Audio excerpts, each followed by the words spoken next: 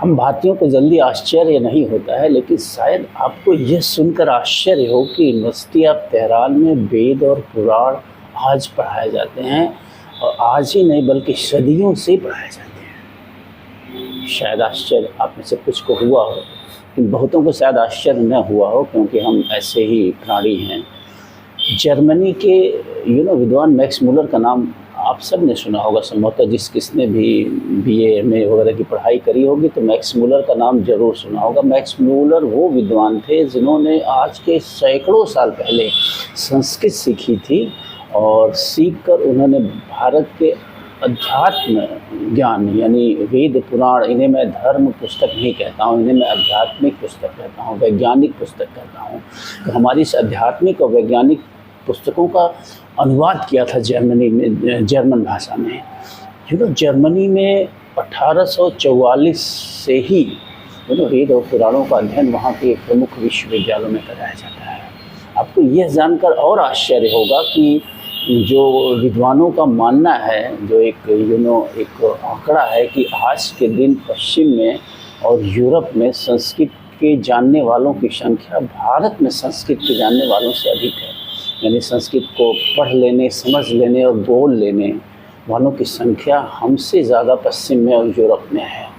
ये है ना आश्चर्य की बात। और उससे बड़ा आश्चर्य मैं आपको बताऊं, अमेरिका में एक ट्रेनिंग स्कूल होता है जिसको बोलते हैं कि यूएस वार कॉलेज। यूएस वार कॉलेज का मतलब जो वहाँ का प्रशासनिक तबका होता है, जो वहाँ के अधिकारी होते हैं, उनकी ट्रेनिंग इस कॉलेज में दी जाती है। और इस कॉलेज में आपको मालूम है कौटिल्य का चाणक्य पढ़ाया जाता है। कौटिल्य नीति पढ़ाई जाती है इन अधिकारियों को, अमेरिका के जो ऑफिसर्स होते हैं। 100-year-old book on statecraft and war is taught in the US Army War College in Pennsylvania, USA. And no, it's not Sun Tzu's Art of War, it is the Arthashastra. First, we wanted other non-Western theorists of war beyond Sun Tzu to help our students, you folks, develop a wider aperture about human thought on war. And so to that end, various of us, including me, were asked, well, who would you add? I said, well, Kautilya, the Arthashastra. I mean, everyone should read it. The Arthashastra was written by Kautilya or Chanakya, who is believed to have been an advisor to Chandragupta Maurya, founder of the Mauryan Empire. It was written in the 3rd century BC at a time of empire formation when large parts of northern India were bound to a single administrative center at Magad.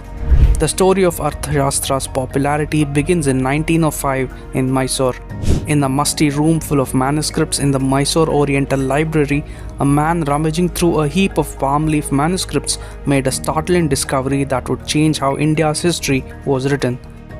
The man was none other than R. Shama Shastri, and what he discovered was a manuscript of the lost Arthashastra of Kautilya. The manuscript written in Sanskrit in the Grantha script had been given to the newly opened library by a Pandit from Tanjore. Shama Shastri would go on to publish the Sanskrit edition of the Arthashastra in 1909 and its English translation in 1915. The book was also translated into French, German, and many other languages.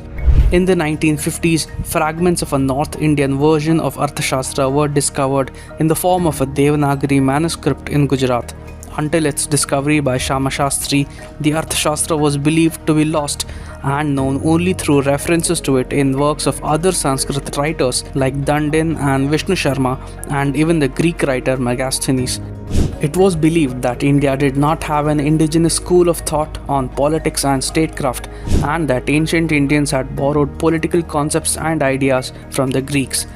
But the discovery of the Arthashastra changed this view. The Arthashastra also dethroned Niccolo Machiavelli's The Prince, a 16th century work, as the world's oldest treatise on political philosophy. In fact, German sociologist Max Weber in 1919 said that compared to the Arthashastra, Machiavelli's The Prince was harmless. So what exactly is in the Arthashastra? Arthashastra is a practical instruction manual on statecraft that is addressed to the king and his advisors. It tells the ruler how to govern his territory, how to achieve stability and prosperity, and how to conduct relations with other powers. With over 5,000 passages in total, the text is divided into 15 books, 150 chapters, and 180 topics. The term Vijigishu, meaning the would-be conqueror, regularly appears in the text, and this is the ruler who is being addressed by Kautilya.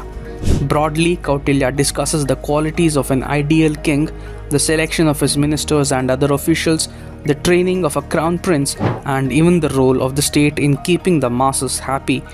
Kautilya talks about taxation, state-sponsored and private economic activity, law, courts, and the justice system. Administrators, tax collectors, governors, and judges keep the state strong. Land produce, forest produce, elephants, and mining are also important and are mentioned. Kautilya thus describes not only the bureaucratic state but also its economy. The Arthashastra even dedicates many chapters on spying. तो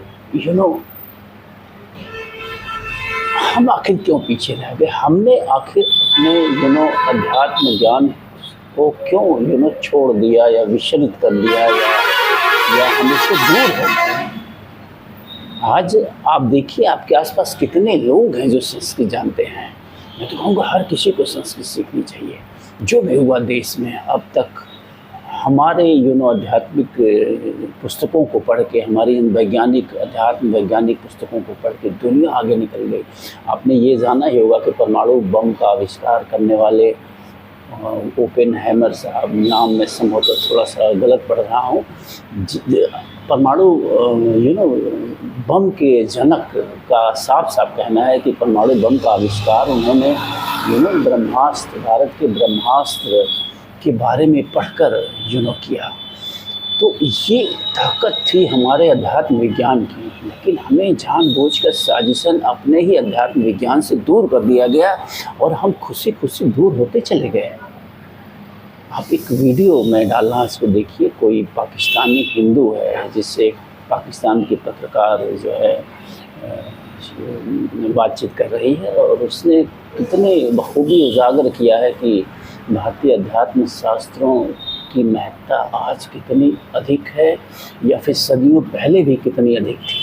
आप इस video को देखिए, फिर चिंतन करिए कि हमने क्या खोया, क्या पाया।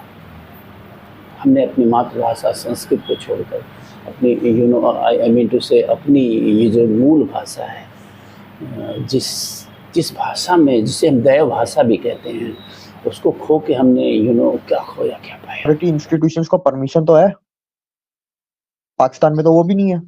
हम तो मेन स्ट्रीम स्कूल्स में भी नहीं पढ़ सकते। ये फर्क है, इसका कोई फायदा नहीं है।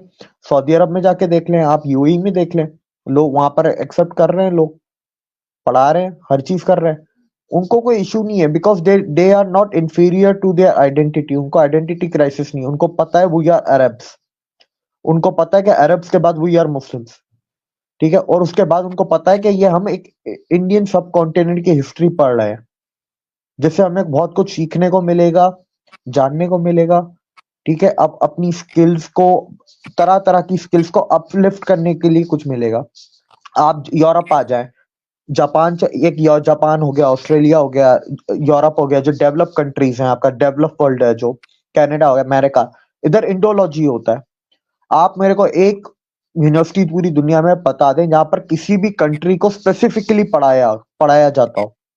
इंडोलॉजी के अंदर पूरी की पूरी डिग्रियां, पूरी की पूरी पीएचडी होती है। इंडोलॉजी मतलब स्टडीज ऑफ इंडिया, और स्टडीइंग इंडिया। पूरी दुनिया में आप देख लें, साउथ ईस्ट स्टडीज होंगी, यूरोपियन स्टडीज होंगी, सेंट्रल यूरोपियन होंगी। किसी भी मुल्क के नाम पे एक पूरी डिग्री, एक पूरा का पूरा वो नहीं है। आप यूट्यूब पे अभी सर्च करें, यूएस वॉर कॉलेज कौटिल्य अर्थशास्त्र, ठीक है, या कौटिल्य चाणक्य लिखते हैं। यूएस के वॉर कॉलेजेस में, जहां पर अमेरिका के ऑफिसर्स पढ़ते हैं, वहां पर चाणक्य का लिखा हुआ कौटिल्य पढ़ाया जाता है। 2500-3000 साल पुराना वो चाणक्य जो इसी धरती से बिलोंग करता था, वो चाणक्य जो तक्षशिला यूनिवर्सिटी में पढ़ाता था, जो आज के वक्त पाकिस्तान में, जो जिसको पाकिस्तान ओन नहीं करता।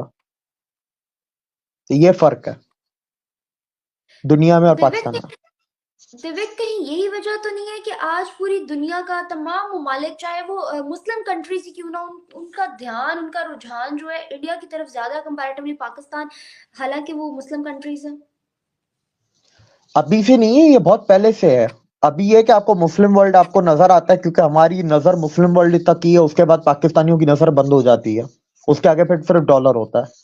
तो यही दो चीजें हमें नजर आती हैं। लेकिन आप स्टार्टिंग से देख ले तो फॉलो इंडोलॉजी को अभी से थोड़े पढ़ाया जा रहा है। इंडोलॉजी आपका ऑक्सफोर्ड कैम्ब्रिज में शुरू हुआ था 1800s में। आपका जो आईवी लीग्स हैं उसमें 1700s की एंडिंग में शुरू हुआ था, 1780s 1790s में जाके शुरू हुआ है। सिमिलरली अगर आप जर्मनी चले जाएं, जर्मनी में तो 1500 से पढ़ा रहे हैं। जर्मनी में आप यूनिवर्सिटी ऑफ म्यूनिक पे चले जाएं, आप एलएमयू चले, एलएमयू 550 साल पुरानी यूनिवर्सिटी, आप उसमें जाएं, उधर तो 500 वो 1500 से पढ़ा रहे हैं इंडोलॉजी। स्पेसिफिकली इंडिया, जर्मनी में संस्कृत सिखाई जाती है। इतने मेरे हिसाब से इतने संस्कृत बोलने वाले इंडिया में नहीं होंगे जितने आपको यूरोप में मिल जाएंगे, यूरोपियंस। उनको इश्यूज नहीं होते। ठीक है, ये मसले हमारे हैं सारे।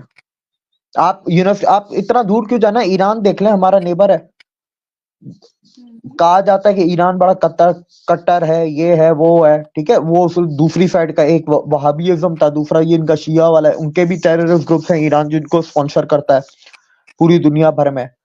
आप यमन से लेके सीरिया, लेबनान आपका चला जाए, उसके बाद आपका हमास हो गया, उसके बाद आप अफ्रीका में चले जाए, इवन अफ्रीका में जो टेररिस्ट बोको हराम है वो ईरान का फंडेड है। ईरान की यूनिवर्सिटी ऑफ तेहरान में उपनिषद और वेद पढ़ाए जाते हैं, फिलोसफी पे और हिस्ट्री के लिहाज से। ये हमारी हिस्ट्री है। Iran was part of India. और फिलोसफी तो ईरानी तो पढ़ के हिंदू नहीं होगा, थे तो पाकिस्तानी सारे ही हिंदू, तो उसको तो क्या ही बात करना, छोड़ ही ना।